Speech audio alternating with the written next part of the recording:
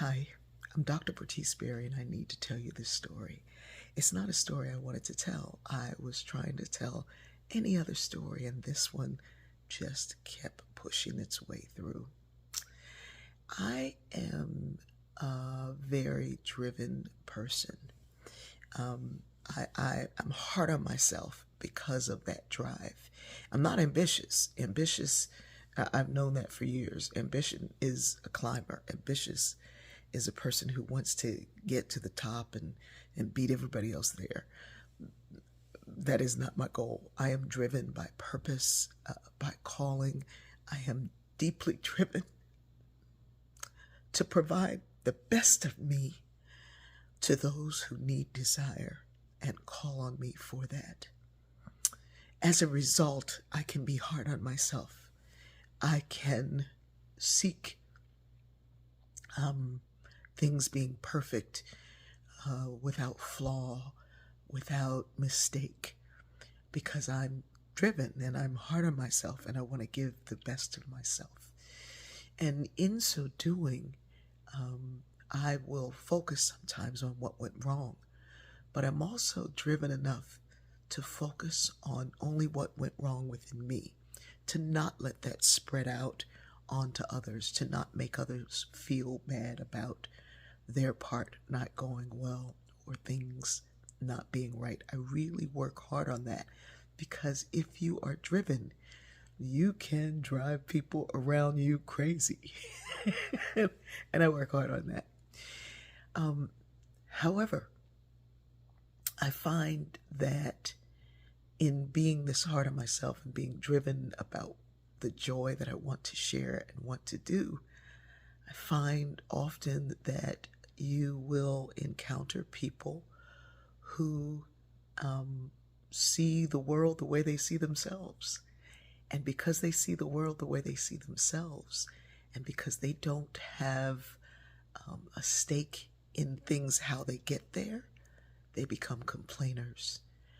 I have known for years that there is an inverse relationship between what you put in and what you demand. In other words, the more you put in, the less you demand. The less you put in, the more you demand. And sometimes being hard on myself is not really a reflection of my own drive. It's a reflection of the criticism from people who've put nothing in. And I had time away from social media, away from interaction, to really reflect on how I'm spending this energy and being self-critical because of the criticism of those who've put nothing in. And so I've had to say to myself, what can you put up with?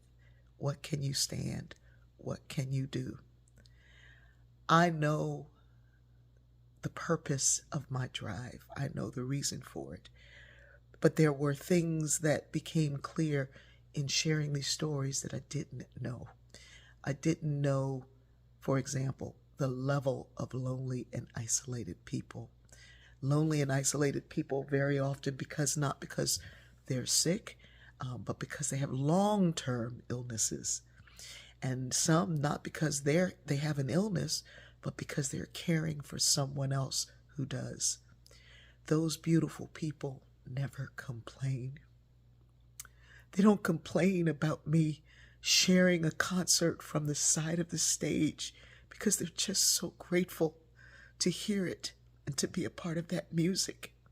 They don't complain and say, you should go down and sit in the front so that we can see it better. They don't do that. They say, thank you. Oh my God, this music is so beautiful. The stories are so beautiful. Thank you for thinking of me. We need to find ways, those of us who are hard on ourselves, to not stop doing what we're called to do, but to share it with those people who we are called for. We need to find ways to not be so hard on ourselves based on the criticism of someone else or the criticism that we hear and internalize because of our drive. Drive is a beautiful thing. It is an amazing, wonderful thing. And the difference between driven and ambition is that a driven person will do whatever they can to help anybody they can.